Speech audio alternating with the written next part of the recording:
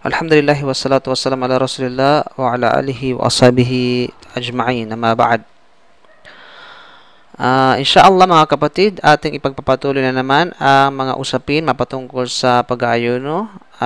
Alhamdulillah, tayo ngayon ay malapit na sa tinatawag na Eid.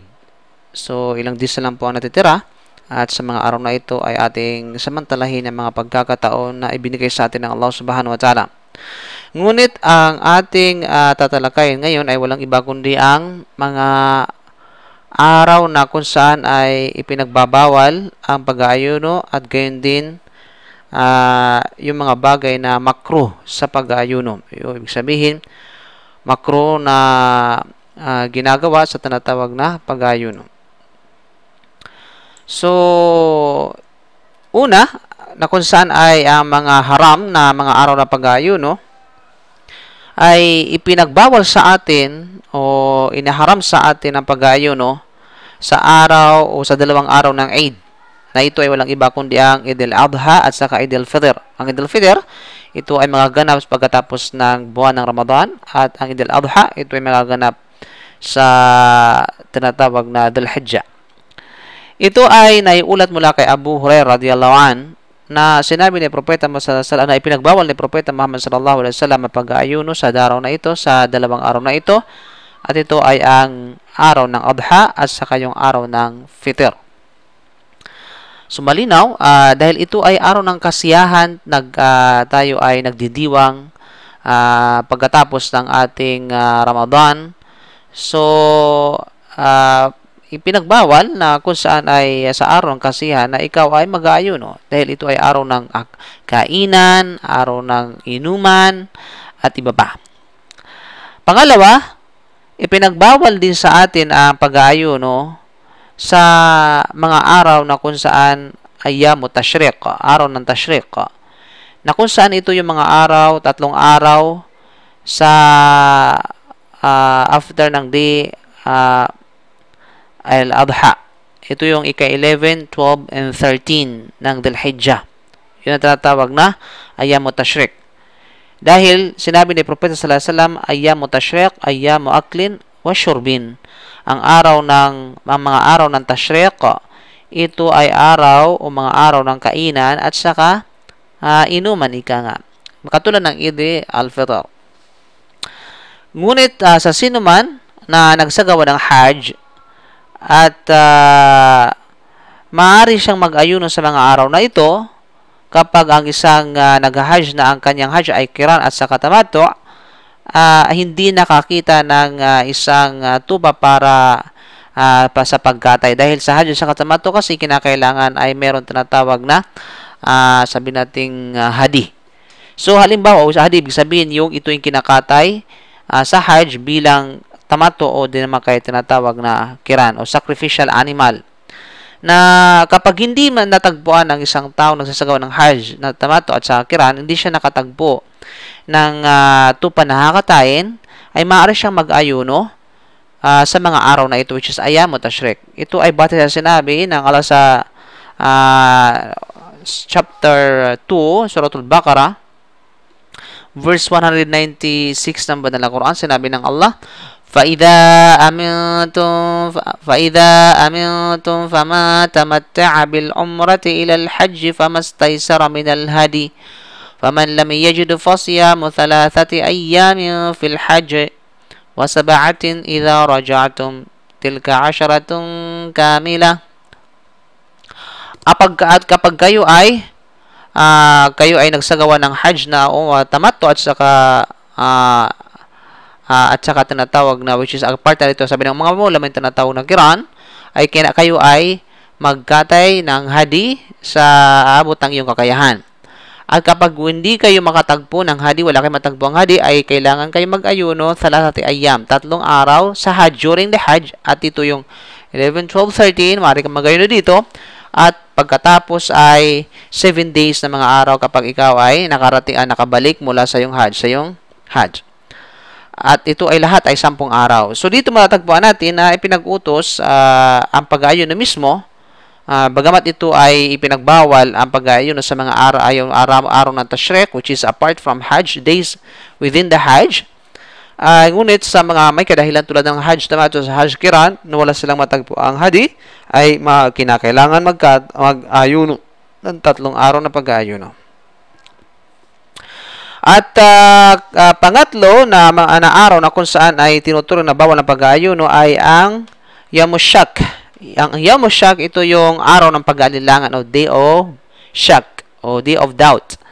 Na kung saan, bakit tinatawag na Yamushak ito? Dahil pag nag-aalilangan ka na ito ba ay huling araw ng Sha'ban, ng buwan ng Sha'ban, o nag-umpisa na ang araw ng Ramadan sa marami kadahilanan. Either ito ay sa maulap o anumang kadahilanan sa pagtukoy sa pagpasok ng buwan ng Ramadan o pagtukoy sa pinakahuling araw ng Sha'ban. So dito, kapag sa araw ng Shak, ito ay ipinagbawal na ang pag-aayuno. Ito ay batay na rin sa sinabi ni Propeta sallallahu alaihi wasallam, la tuqaddimu Ramadan biyawmin aw biyawmayni faman sama fi yawmi Shak faqad asa Abul Qasim.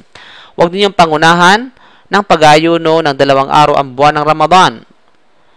At ang sino man mag-aayuno sa araw ng pag-aalilangan, katunayan ay siya ay sinuway na si Abul Qasim, ibig sabihin si Propeta Muhammad sallallahu alaihi wasallam. So ito yung mga araw na kung saan ipinagbawal sa atin ng Sharia ang pag-aayuno sa mga araw na ito. Ngayon dadako tayo ngayon sa makruh, mga abominable acts of fasting. Una, ito ay makruh na isingle out ang Rajab para sa pag-aayuno. Ibig sabihin, pinaparticular mo ang buwan ng Rajab para sa pag-aayuno. Sapagkat ito ay practice ng mga Jahiliya, which is mga pre-Islamic time of ignorance, na kung saan sa mga araw ng Rajab, sinisinggil sa, ibig sabihin sa mga araw ng Rajab, sa buwan ng Rajab, ay they used to venerate. Sila ay namimintuho sa buwan ito, sa buwan ng tinatawag na Rajab, sa pamamagitan ng pag-aayuno. Kaya kapag ikaw ay nag-aayuno, parang binubuhay mo, binibigyan mo ng buhay ang kanilang mga practice na kung saan ay practice ng Jahiliya. So, ako din sa mga ulama, ipinagbawa, ay makruh ang tinatawag na single out ng buwan ng Rajab sa pamamagitan ng pag-aayuno. Pangalawa, ito rin ay tinatawag na makruh ang single out o gawing particular mo ang Friday para sa pag-aayuno. Halimbawa, every Friday, lagi mo na lang attitude mo o kaugalian mo na every Friday nag-aayuno ka. So, sapagkat ito ay pinagbawal sa atin ni Propeta Muhammad sallallahu alaihi wasallam, batay sa narration ni Abu Hurairah radhiyallahu anhu, na si Propeta Muhammad sallallahu alaihi wasallam la takhussu laylatal jum'a biqiyami minan bayna al-layali wala takhussu yawm al-jum'a bisyam min bayni al-yamin illa ayakuna fi sawmin yakuna bisawmihi ahadukum bisawmihi ahadukum kama kana sallallahu alaihi wasallam. Ibig sabihin, wag ninyong gawing special o particular ang araw ng Friday, araw ng Jum'ah, sa pamamagitan ng qiyam, pamamagitan ng tinatawag na pagdasal, which is qiyamul layl at iba pa na usually ina-adapt mo na yun ay kaugalian mo na every Friday gagawin mo ang tinatawag na qiyamul layl. At gayon din, wag din yung tinatawag na gawing particular ang single out ang Jum'ah sa pamamagitan ng tinatawag na pag-aayuno mula sa pagitan ng mga araw. Sabihin, every Friday ka na lamang nag-aayuno. Maliban na lamang kapag ang isang tao ay nag-aayuno ng alternate. Sabihin ay sa Wednesday hindi ka nag-aayuno ka, sa Thursday hindi, Friday nag-aayuno ka, din Saturday hindi, din Sunday nag-aayuno ka, yung alternate days, wala itong problema. Wala itong tinatawag na, o di naman kaya ay yung Thursday mag-aayuno ka, which is una sa atin, tapos gusto mo mag-aayuno tinatawag na Thursday and Friday. So yun ay batas sa tinatawag ng mga ulama. If this, however, agrees with something is usually does, then it is not makruh. So ito lang sabi natin kanina. Pangatlo ay makruh din sa atin ang pag-ayuno ng wisal. Ang pag-ayuno ng wisal, ito yung pag-ayuno na kung saan uninterruptedly day after day. Yung talagang mag-ayuno ka ngayon, tapos bukas ulit ay mag-ayuno ka na walang break Okay? Walang tinatawag na sabihin natin hindi ka kumakain ng iftar sa pagitan ng 2 araw. So yan ay makruh. Kaya nga bago sa ibang mga ulama, kinukonsider na ito ay tinatawag na haram. Ang Propeta sallallahu alaihi wasallam ay pinagbawal sa atin ang paggawin ng wisal na kung narrate ni Abdullah ibn Umar radiyallahu an na kung saan ay ng Propeta sallallahu alaihi wasallam nagsabi sa kanya ay pinagbawal sa atin ang tinatawag na wisal. At sabi niya, iyyakum wal wisal, kala inna katawasal ya Rasulullah. Sabi niya, kala inni lastu kahayatikum, inni ubitu 'inda rabbi yut'imuni wa yasqini.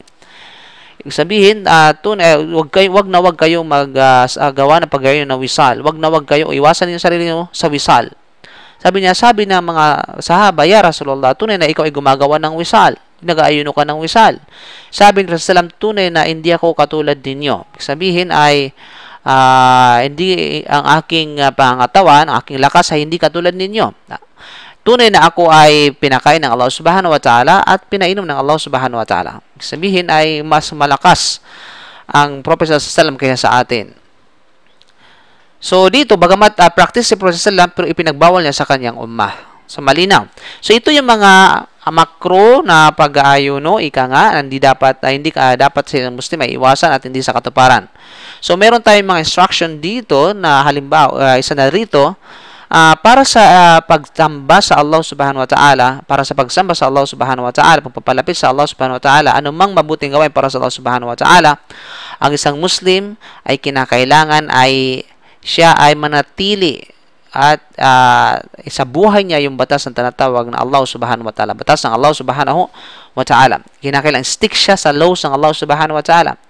At hindi siya mag-aayuno sa mga araw na kung saan ipinagbawal o di naman kaya yung innovation na pag-aayuno na hindi isa nakatuparan ni Propeta Muhammad sallallahu alaihi wasallam, na katulad na lamang na pag-aayuno sa ika-27th ng Rajab o di naman kaya na middle of Sha'ban o sa kalagitang ng Sha'ban, na kung saan ang Propeta sallallahu alaihi wasallam ay sabi mapatungkol dito na man amila amalan laysa alayhi amruna fahuwa rad, kama qala sallallahu alaihi wasallam.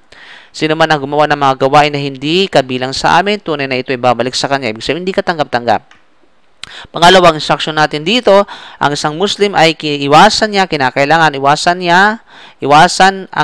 kanyang sarili sa mga pamimintuho o pagbibigay buhay na mga ginagawa ng mga mushrikun, na kung saan ay tulad na lamang ng ibig sabihin ng single out ng Rajab. So yun ay kabilang sa mga veneration ng tinatawag na mga mushrikun, na kapag ginagawa natin ito, binibigyan natin buhay yung kanilang practice.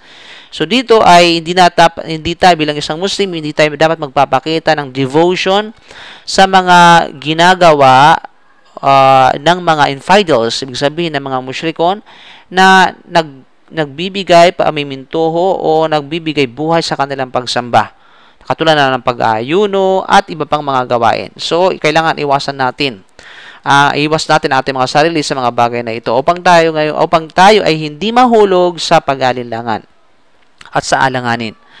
Alam niyo ba na mayroong medical na benefits ang pag-aayuno? So according sa mga ibig sabihin medical view of fasting, according sa mga dalubhasa, ika nga, ang pag-aayuno ay merong epektibo na sa yung panggagamot sa may sakit patungkol sa skin diseases, sa mga balat, may sakit sa balat. Sa kadahilanan, ito ay it reduce, yung pag-aayuno ay magsasanhi ng low percentage of water sa dugo ng isang tao. Kahit naman ay yung proportion ay available sa kanyang tinatawag na skin sa kanyang balat.